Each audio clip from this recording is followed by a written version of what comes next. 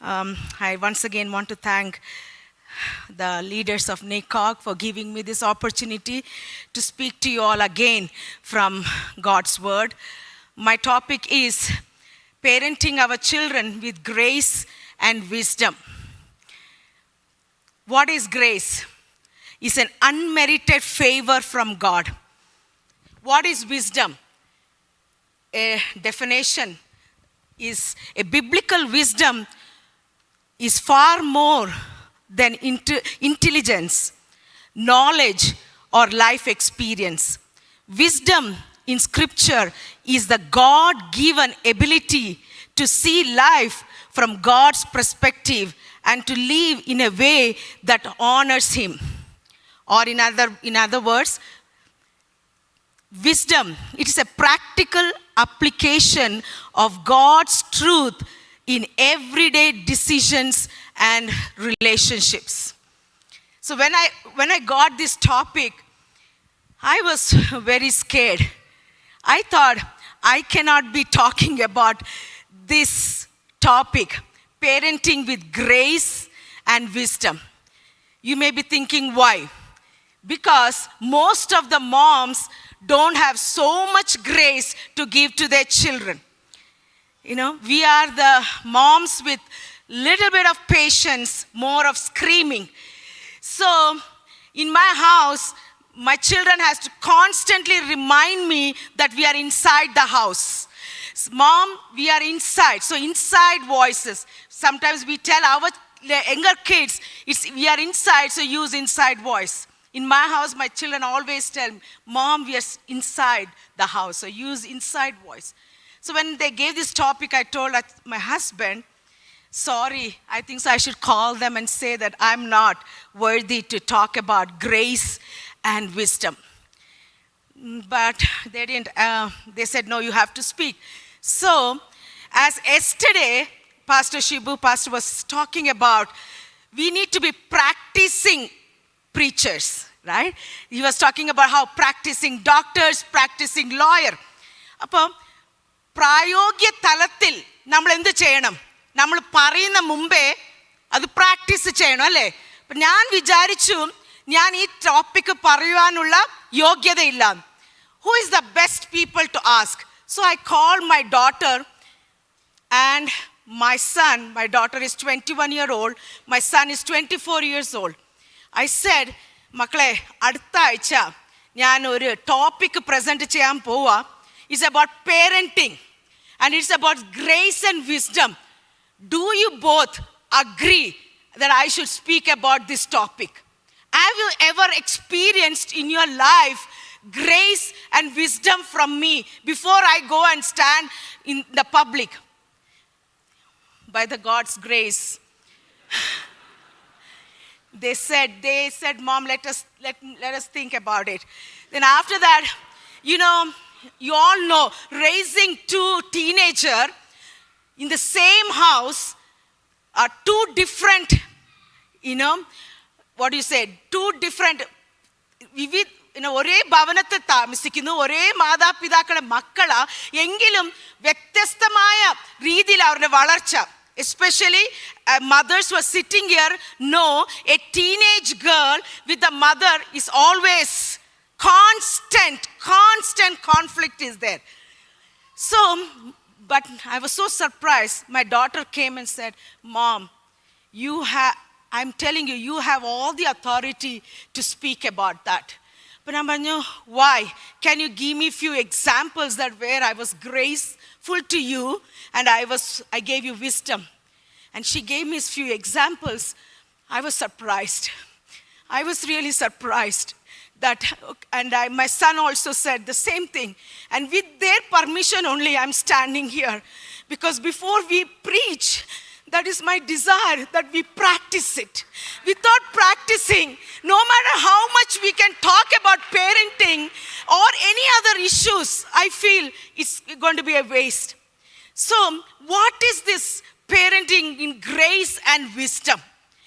My ultimate desire today is, before you go from this place, our goal is not simply to raise a well-behaved children, but to disciple them and to mature them as followers of Christ. ഞാൻ എൻ്റെ തലമുറയെ നല്ല രീതിയിൽ വളർത്തി അന്ന് പറഞ്ഞ് പോകുവാനല്ല. പക്ഷേ ഒരു പേരൻറ്റിൻ്റെ ഉദ്ദേശം ദൈവം ആഗ്രഹിക്കുന്നത്, ആർ വി ഡിസൈപ്പിളിംഗ് ദം, ശിക്ഷത്വത്തിൽ വളർത്തുവാൻ.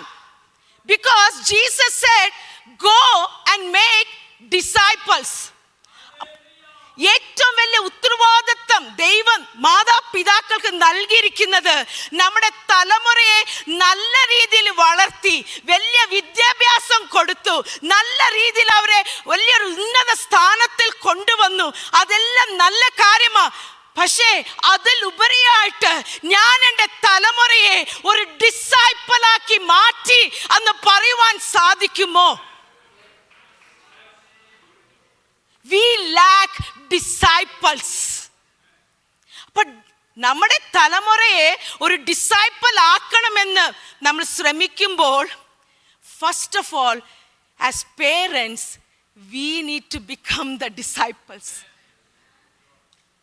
Are we true disciples of Jesus? We need to examine our own life. Only a disciple can make disciple. നമ്മുടെ തലമുറകൾ, what is our priority in our life? ഗ്രേസിനെ കുറിച്ച് പറഞ്ഞല്ലോ, parenting with grace. The moment that topic came, എൻ്റെ ഓർമ്മയിൽ വന്നത് ചിത്രം. ഞാൻ അത്ഭുതപ്പെട്ടു, കർത്താവേ, why you are showing me that picture? The picture of an adulterous woman who was caught in adultery. What did Jesus tell her? What happened to her? She was caught in a court of adultery. She was brought before Jesus and everybody was ready to throw stone at her. We know that. I don't have to go in detail about that. But what did Jesus tell her?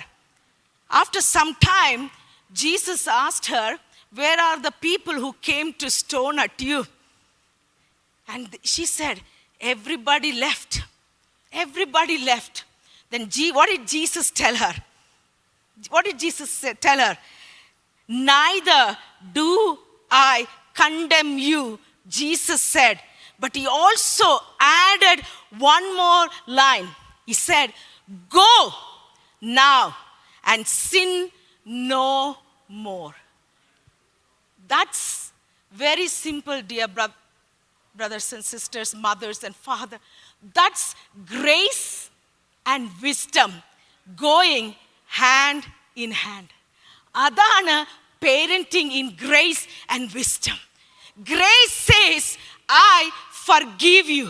But what the wisdom says, sin no more. What type of parenting are we? Pastor Thomas Idikula said, there are two types of parenting. One is harsh parenting. And one is permissive parenting. God has not called us to be harsh parenting. God has not called us for permissive parenting. But God has called us to work with God together, raising up a godly children in our families. We are not doing this by our own strength or by our own ability. We are just working with God. ദൈവമായിട്ട് ഒരുമിച്ച് നിന്നാണ് ഈ parenting ചെയ്യുവാൻ ദൈവം ആഗ്രഹിക്കുന്നത്. പലപ്പോഴും നമ്മൾ എന്ത് ചെയ്യും? നമ്മുടെ സ്വന്തം കഴിവിലാണ് പലപ്പോഴും നമ്മൾ ആശ്രയിക്കുന്നത്. പക്ഷെ ദൈവം നമ്മളെക്കുറിച്ച് ആഗ്രഹിക്കുന്നത്, എന്നെ പഠിപ്പിച്ചതാണ് നിങ്ങളോട് ഞാൻ പറയുന്നത്. We cannot strive with our own strength.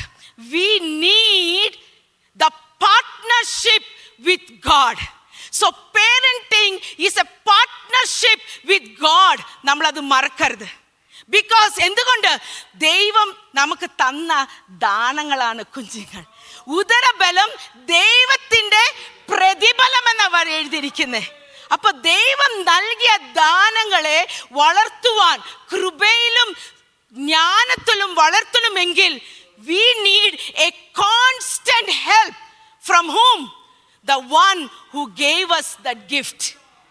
When we strive with our own strength, നമ്മൾ എന്ത് അനുഭവിക്കുന്നത്? പലപ്പോഴും we experience തോൽവി.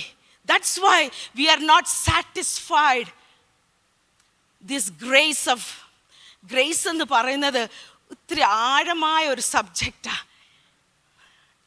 Many times this is something that നമുക്കെല്ലാവർക്കും നാണക്കേടാ. Holy Spirit reminded me, as long as we glorify the culture of name and shame, we cannot do parenting in grace.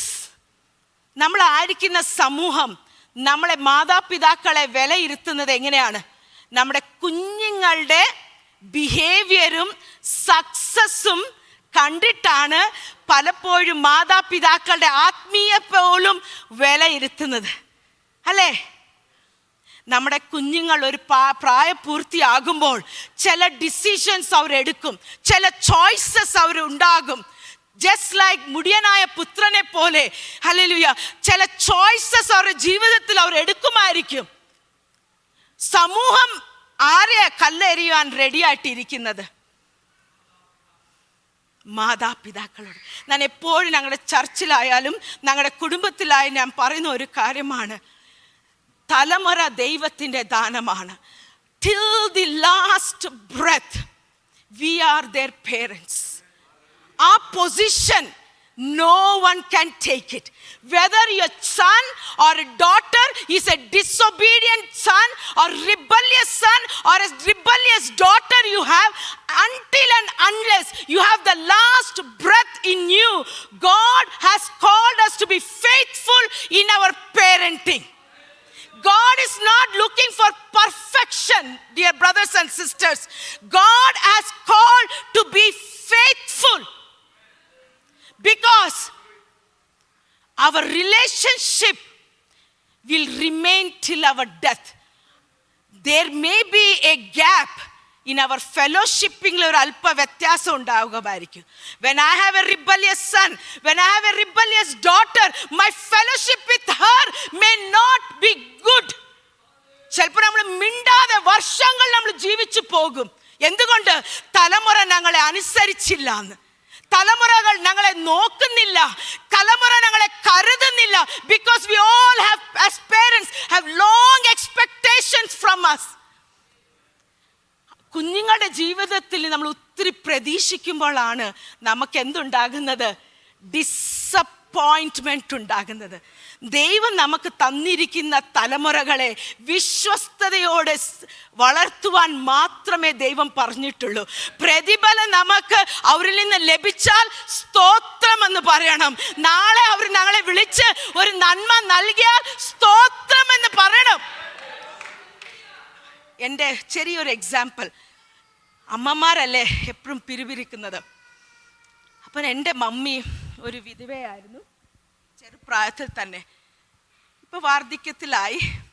പലപ്പോഴും അമ്മൻ്റെ കംപ്ലൈൻറ്റാ, ഈ കുഞ്ഞുങ്ങളെ വളർത്തിയിട്ടൊന്നും കാര്യമില്ല, കുഞ്ഞുങ്ങളെ വളർത്തിയിട്ടൊന്നും കാര്യമില്ല, ഞാൻ കഷ്ടപ്പെട്ട് നിങ്ങളെ വളർത്തിയിട്ട് ഒരു കാര്യമില്ല എന്ന് പറയും. ബിക്കോസ് ഞങ്ങളിവിടെ മമ്മി അവിടെയും we try to take care of her so much, but sometimes from her mouth she always says, and not only my mother, I've heard this from many mothers, ഈ പിള്ളേരെ വളർത്തുന്ന ഒരു വാഴ നട്ടിട്ടുണ്ടെങ്കിൽ, അല്ലേ, ഒരു വാഴ നട്ടാൽ മതിയായിരുന്നു. ഒരു വാഴ I don't know how to say that, or എന്തെങ്കിലും നല്ലൊരു മരം നട്ടിട്ടുണ്ടെങ്കിൽ അങ്ങനെ പറയും.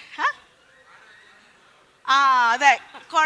അപ്പം ഞാൻ ഒരു ദിവസം ചിന്തിച്ചു, കർത്താവേ, എപ്പോഴും മമ്മിക്ക് എന്താ ഈ ഭാരമെന്ന്. അപ്പം ഞാനൊരു ദിവസം മമ്മിയെ അടുത്ത് പോയിരുന്നു പറഞ്ഞു, മമ്മി, നിങ്ങളല്ലേ ഞങ്ങളെ ജനിപ്പിച്ചത്, there is no other choice, right?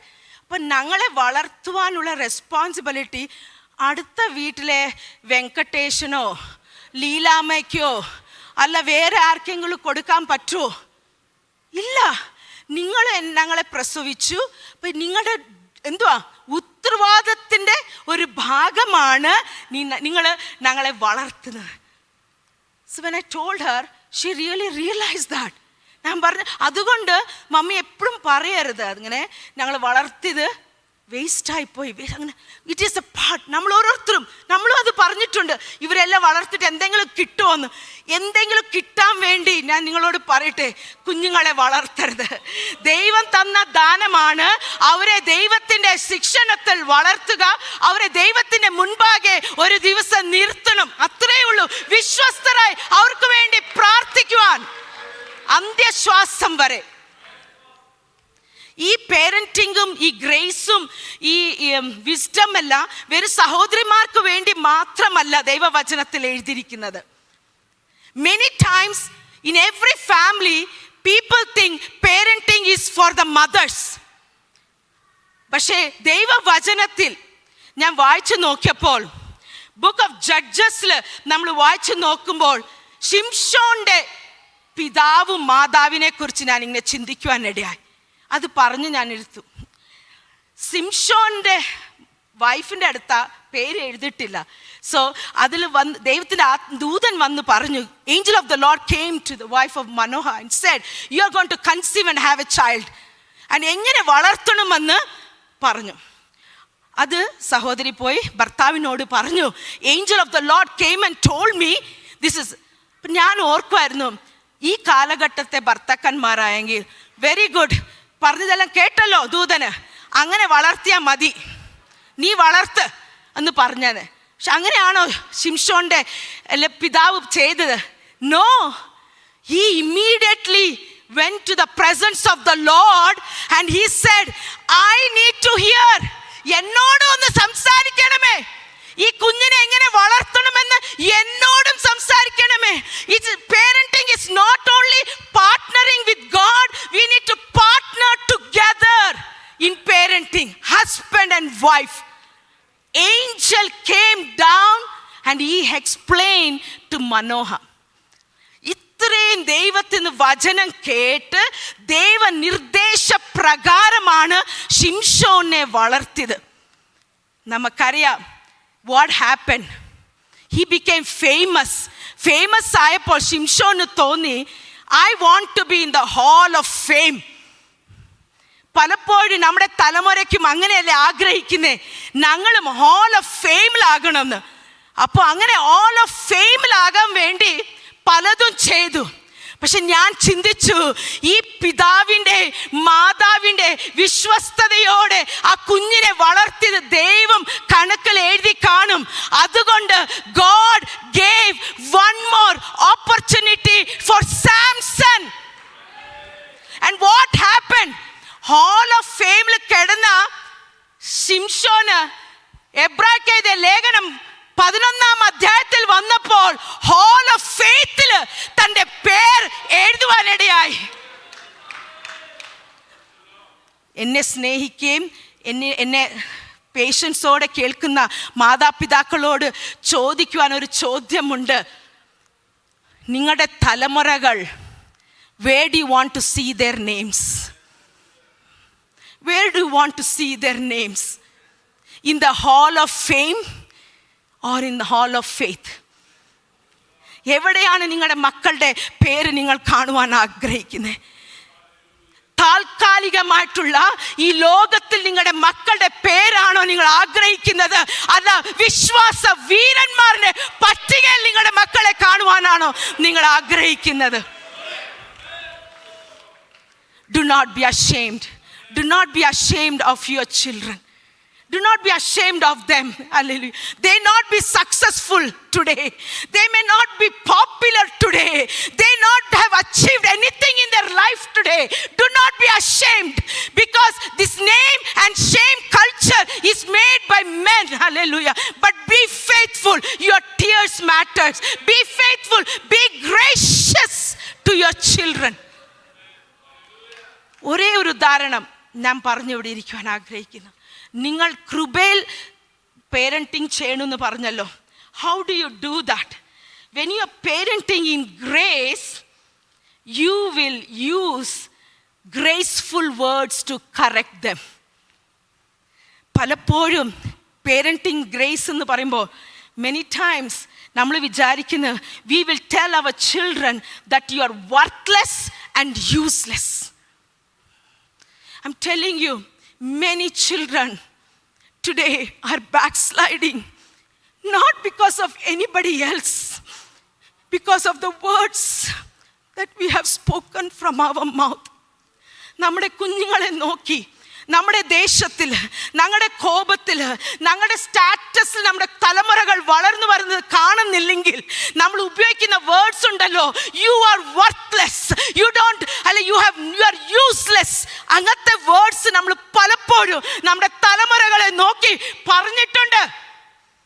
പരിശുദ്ധാത്മാ ഞാൻ ഇത് പറയല്ലേ കർത്താവേ, I don't want to say this എന്ന്. പക്ഷെ ഇന്നലെ രാത്രി മുതൽ എനിക്ക് ഉറങ്ങുവാൻ കഴിഞ്ഞില്ല. Because the words that we have spoken with our mouth has become a bondage to our children.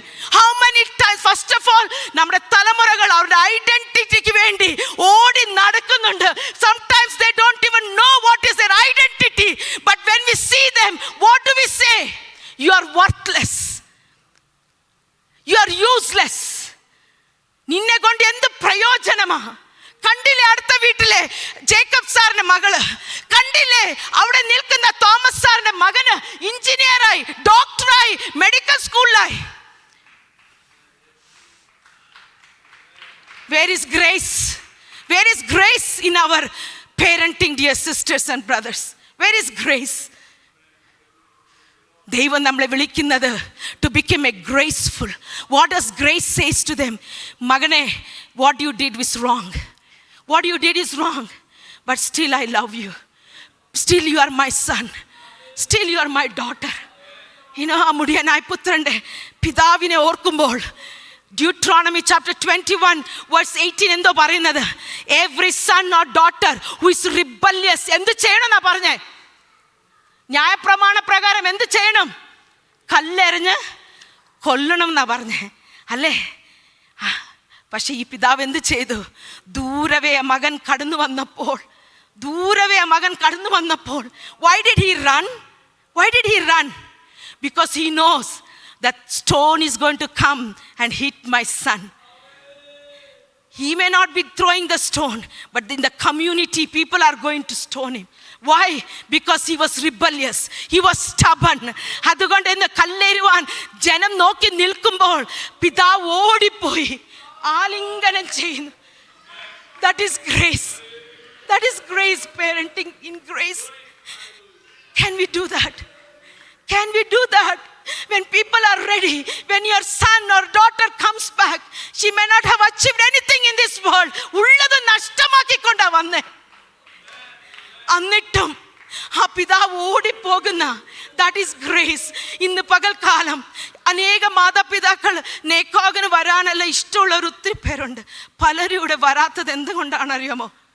ഇവിടെ വരുമ്പോൾ ആദ്യത്തെ ചോദ്യം, മക്കൾ എന്തുവായി, മക്കൾ ഇപ്പം എന്തോ ചെയ്യുന്നുണ്ട്. പല മാതാപിതാക്കൾ അവരുടെ മക്കളെ കുറിച്ച് പറയുവാൻ കഴിയുന്നില്ല. പരിശുദ്ധാത്മാവ് തന്നെ ഓർപ്പിച്ചത്. Many parents are unable to talk about their children because they are hurt.